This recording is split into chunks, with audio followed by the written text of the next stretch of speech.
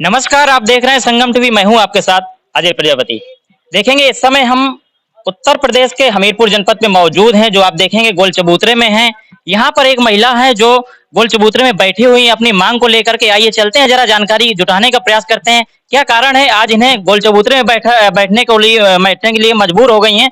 और जैसे कि यहाँ पर जो देखा जा रहा है, योगी सरकार है, लगातार जो है माफियाओं के ऊपर खौफ है, अपराध करने वाले अपराधियों के ऊपर खौफ है। लगातार देखा जा रहा है बड़ी बड़ी कार्रवाई हो रही है, लेकिन आखिरकार यहाँ पर जो कुछ पुलिस प्रशासन के लोग हैं, वो लोग किस तरीके से जो है माफियाओं का कहें या ऐसे लोगों का जो हौसले बुलंद है, पुलिस प्रशासन का सपोर्ट पा रहे हैं और उन पर कार्रवाई नहीं हो रही, ऐसा इन लोगों का कहना है। आइए चलते हैं, क्या कारण है, इनसे ही बातचीत करने का प्रयास करते हैं। सबसे पहले देखेंगे, ये आमरण अनशन पर बैठी हुई हैं, यानी कि इन्होंने जो है लगभग 5 महीने से आस जताई थी कि जो योगी की पुलिस है, जो उत्तर प्रदेश की पुलिस है, कहीं ना कहीं उन्हें जो है पुलिस से न्याय मिलेगा। लेकिन 5 महीने में इन्हें न्याय नहीं मिला है, जिसे लेकर के इन्होंने जो है आईजी साहब से भी मुलाकात की। उन्होंने जो है इन्हें न्याय का आश्वासन दिया, लेकिन आज तक इन्हें न्याय नहीं मिला।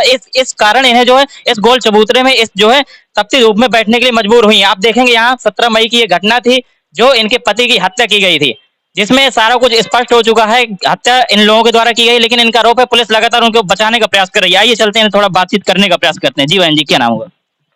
मेरे पति को हत्या कर दी विपिन, श्याम सुंदर, दीपक और महेंद्र ने। ये कैसे आपको जानकारी हुई कि इन्हीं लोगों ने हत्या की? नहीं, ये मेरे घर से लेवा कर ले गए। 16 तारीख को घर से लेवा कर ले गए अपने घर। तो ये सब लोग बैठ के दारू पी रहे थे। फिर मैंने अपने भाई अरविंद को भेजा, तो अरविंद को भेजा कि लेवा को ले आए, तो वो नहीं आने दिया। उनने आने नहीं दिया। तो फिर मैंने कहा कि मुझे मायके जाना था शादी में। तो फिर मैं इसके बाद शादी में निकल गई। वो कह रहे हम बारात जाएंगे। शादी थी किसी मतलब करण के लड़के की शादी थी रिसोर्ट गार्ड में। तो वहाँ शादी में चले गए। फिर मैं अपनी शादी में चली गई, वो अपनी बारात में चले गए। फिर उसके बाद तो मेरी सास ने बताया कि ये रात में आए, मतलब रात में 1 बजे। तो ये विपिन, श्याम सुंदर जिस घर में बैठ के वहाँ पी रहे थे सब लोग घर के पास। और फिर मेरी सास बैठ गई। फिर सास बैठ गई तो सास ने कहा चल बेटा, तो इन्हें नहीं आने दिया। फिर ये घसीटते हुए, यानी कि जो लोग थे आपके पति को घर ले गए थे, अपने घर ले गए थे, तो आपकी सास वहां पर पहुंची, उन साथ में लेके आ रही थी आपके पति को, उन लोगों ने आने नहीं नहीं दिया? आने दिया। तो वे घसीटते हुए ले गए। फिर बताई कि मैं आई, तब उनने मुझे कहा कि ये श्याम सुंदर, दीपक, ये महेंद्र सब घसीटते हुए ले गए। और जब मैं वहाँ से खबर मिली तो इनने पोस्टमार्टम कराया, मुझे कोई पता नहीं चला। मैं अपने मायके में थी। तो फिर इनने खबर मतलब नहीं बताई, कोई खबर नहीं दी कि क्या हो गया। तो फिर इनने पोस्टमार्टम कराया, पंचनामा भर लिया पुलिस से मिलके। तो इनने जलाने नहीं, बॉडी उनकी कहाँ पर बरामद हुई, जो सौ? जड़ा कर खड़ा कर के रोड पे बॉडी मिली। हाँ, जड़ा कर खड़ा कर पे रोड पे बॉडी मिली। फिर मतलब किसी ने मुझे, गांव के किसी ने बताया कि जड़ा कर खड़ा कर पे बॉडी पड़ी हुई है। तो ये जी मुझे लेके आए, तब भी बॉडी के पास नहीं ले गए, सीधी घर ले आए। फिर मैं रोती गाती रही। फिर मुझे नहीं, तो आपने पुलिस प्रशासन को बताया होगा जो आपके हाँ, साथ? फिर मैं गई थाने, तो उनने रिपोर्ट नहीं लिखी। फिर 1.5 महीना बाद जब मैं सब जगह घूमी, इन मजगो वाला ने नहीं नहीं लिखी, मना कर दिया। फिर मैं आईजी कहाँ, डीआईजी कहाँ, सब जगह गई। जब आईजी साहब ने नकला यानी वहाँ से रिपोर्ट दर्ज हुई।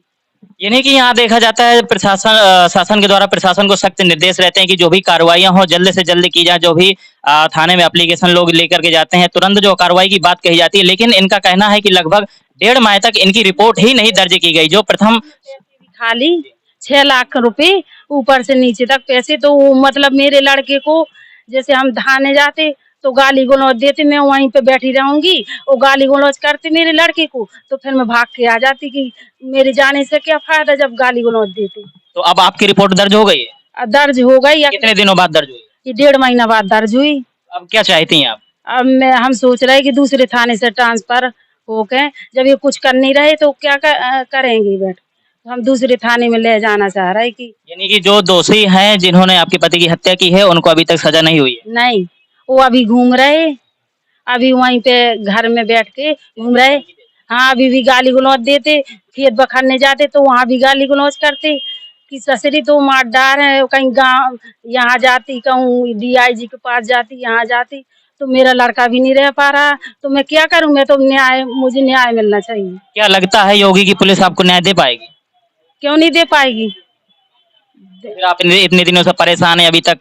जब दे नहीं पा रहे, जब तो यहाँ बैठे, जब भी सुनाई नहीं रहे तो फिर यहाँ बैठना पड़ा अनशन में।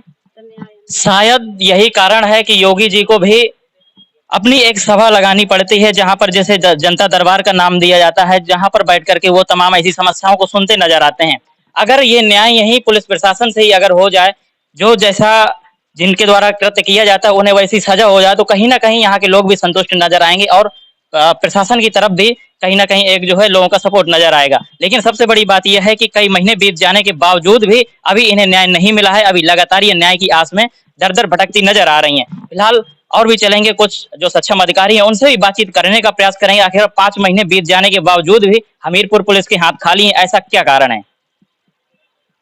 अगर आपको हमारा वीडियो पसंद आया हो तो हमें लाइक करें, सब्सक्राइब करें और ज्यादा से ज्यादा शेयर करें और हाँ, बेल आइकॉन दबाना ना भूलें ताकि हर खबर का अपडेट आप तक पहुंचे तुरंत।